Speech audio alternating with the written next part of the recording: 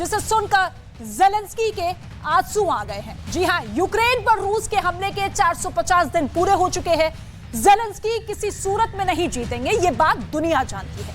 अब यूक्रेन के लिए चुनौती पुतिन के क्रूर हमलों को टालने की है और ऐसे में ज़ेलेंस्की दुनिया भर में मदद को लेकर भी गुहार लगाते हुए नजर आ रहे हैं। किसी से हथियार मांग रहे हैं तो किसी से पुतिन को मनाने की गुहार लगा रहे हैं, क्योंकि रूस के टारगेट पर अब डायरेक्ट कीव है।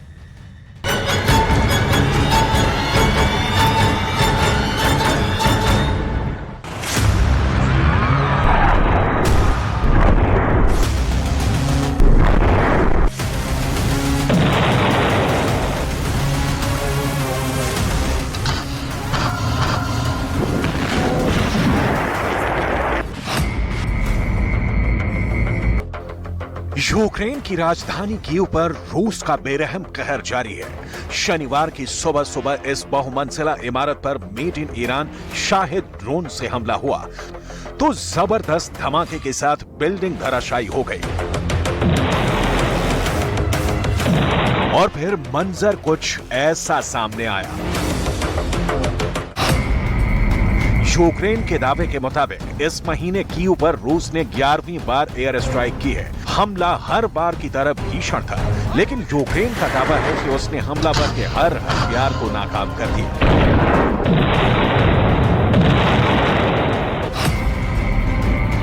वैसे इस दावे की हकीकत बर्बादी का ये मंजर खुद बयां कर रहा है। सच तो ये भी है कि कीव के कई इलाकों में कुछ इसी तरह से रूस ने शाहिद ड्रोन की मदद से धुआंधार हमला किया है। रूस के ऐसे हवाई हमलों से बचने के लिए यूक्रेन को अभेद एयर डिफेंस की जरूरत है। ऐसे में उसे अमेरिका और जर्मनी की तरफ से एक पैट्रियट एयर डिफेंस सिस्टम मिलेगी। लेकिन 16 मई को ही रूस ने यूक्रेन के एक पैट्रियट को ढेर करने का दावा किया। इस बीच यूक्रेन को इजरायल से बेहद मजबूत एयर डिफेंस सिस्टम आयरन डोम मिलने की उम्मीद थी, लेकिन अब ये उम्मीद भी टूटती दिख रही है। आयरन डोम देने पर इजरायल ने क्या कहा है, आपको बस थोड़ी देर में दिखाएंगे। ज़ेलेंस्की के पास पुतिन के ताकतवर लड़ाकू विमानों की गाज है नहीं और ऊपर से ईरानी ड्रोन ने पूरे यूक्रेन की हालत खस्ता कर दी है। ऐसे में ज़ेलेंस्की ने अब कैसे ईरान को मनाने के लिए अरब देशों से गुहार लगाई है, आपको ये भी दिखाएंगे। अभी आप जापान के हिरोशिमा से आई ये तस्वीर देखिए, जहां ज़ेलेंस्की ने प्रधानमंत्री नरेंद्र मोदी से मुलाकात की। भारत और रूस के पुराने और मजबूत रिश्ते से पूरी दुनिया वाकिफ है। ऐसे में जाहिर है कि पहले की तरह अब की बार भी ज़ेलेंस्की ने पीएम मोदी से युद्ध विराम कराने की गुजारिश की होगी। ये बात भी पूरी दुनिया जानती है कि प्रधानमंत्री मोदी रूस और यूक्रेन के बारूदी शोर पर फुल स्टॉप लगाने और बातचीत की मेज पर विवाद सुलझाने की सलाह दे चुके हैं। जापान के हिरोशिमा में G7 की मीटिंग के बीच ज़ेलेंस्की दुनिया के तमाम नेताओं से मुलाकात कर रहे हैं। रूस के क्रूर हमलों से बचाने की गुहार लगा रहे हैं। फ्रांस के जिस विमान से ज़ेलेंस्की हिरोशिमा पहुंचे हैं, उसी प्लेन से वो सऊदी अरब के जद्दा गए थे। यहां उन्होंने अरब देशों से मदद की अपील की। ज़ेलेंस्की ने अरब लीग को यूक्रेन के मुसलमानों की दुहाई देकर रूस के हमलों से बचाने की गुहार लगाई। At first, I express my gratitude for the warm hospitality to His Royal Highness Crown Prince Mohammed bin Salman, to the entire people of Saudi Arabia and the city of Jeddah, which is hosting this meeting. I hope that most of us are here for the sake of peace and justice. Dear participants of the summit, today is the 450th day of the full-scale war waged against us by Russian invaders. I'm also sure all your nations will understand the main call I want to leave here in Jeddah, a noble call to all of you to help protect our people, including Ukrainian Muslim community. Arab league की meeting में Zelensky को सबसे ज्यादा उम्मीद Saudi अरब के crown Prince Mohammad बिन सलमान से थी, जो पहले ही यूक्रेन और रूस में अमन की पैरोकारी कर चुके हैं। जद्दा की बैठक से यूक्रेन की कुछ उम्मीदें जवां जरूर हुई हैं, क्योंकि अरब लीग ने शांति और समाधान के लिए हर पक्ष से बात करने का भरोसा दिया है। دعوتنا لفخامة الرئيس زيلينسكي هي من باب سماع وجهة نظر جميع الأطراف، واتخذت الدول العربية منذ بداية هذه الأزمة موقف الحياد، وليس الحياد السلبي بل الحياد الإيجابي. كنا منخرطين في वैसे अरब लीग संघ मीटिंग में पर्दे के पीछे ज़ेलेंस्की का एजेंडा कुछ और रहा होगा। रूस made in Iran drone Shahid से यूक्रेन पर लगातार हमले कर रहा है। अभी हाल ही में सालों पुरानी दुश्मनी भुलाकर सऊदी अरब और ईरान दोस्त बन चुके हैं। ऐसे में मुमकिन है कि ज़ेलेंस्की और सऊदी क्राउन प्रिंस में ईरान के ड्रोन पर बात हुई हो। ज़ेलेंस्की के लिए ईरान के ड्रोन बड़ी मुसीबत बन चुके हैं। ऐसे में संभव ये भी है कि उन्होंने सऊदी क्राउन प्रिंस मोहम्मद बिन सलमान से ईरान को मनाने का जिम्मा सौंपा हो, ताकि तेहरान आगे और ड्रोन रूस ना भेजे। रूस पर पलटवार के लिए ज़ेलेंस्की नाटो समेत तमाम मददगार देशों से फाइटर जेट देने की गुजारिश करते करते थक चुके हैं, लेकिन एक लड़ाकू विमान भी अब तक नहीं मिला है।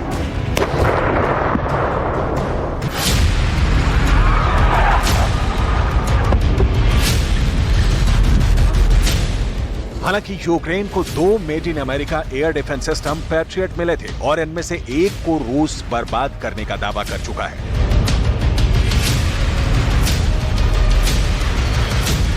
जबकि यूक्रेन ने इसी डिफेंस सिस्टम से 16 मई को रूस के हाइपरसोनिक और परमाणु ताकत से लैस 6 किंजल मिसाइलों को मार गिराने का दावा किया था।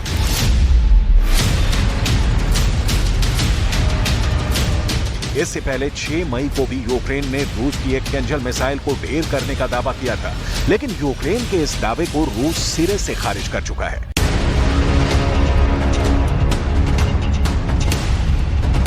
पुतिन के रक्षा मंत्री ने यूक्रेन के इस बड़बोलेपन को यह कहते हुए नकारा था कि रूस ने अब तक इतनी किंजल मिसाइलें इस्तेमाल ही नहीं की हैं, जितनी यूक्रेन मार गिराने के दावे कर रहा है।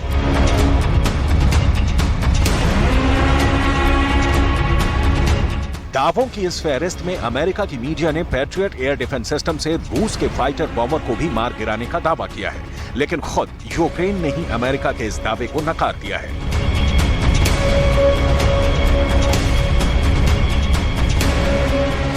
अमेरिका की मीडिया में जब यह खबर चली कि पैट्रियट ने रूस के फाइटर बॉम्बर को जमींदोज कर दिया है, तब रूस की एयरफोर्स के प्रवक्ता ने क्या कहा, उसे गौर से देखिएगा। ज़ेलेंस्की की वायुसेना के प्रवक्ता यूरी एहनाट ने कहा, हमने इसकी घोषणा नहीं की, हम जब भी कुछ मार गिराते हैं तो हम इसका ऐलान जरूर करते हैं।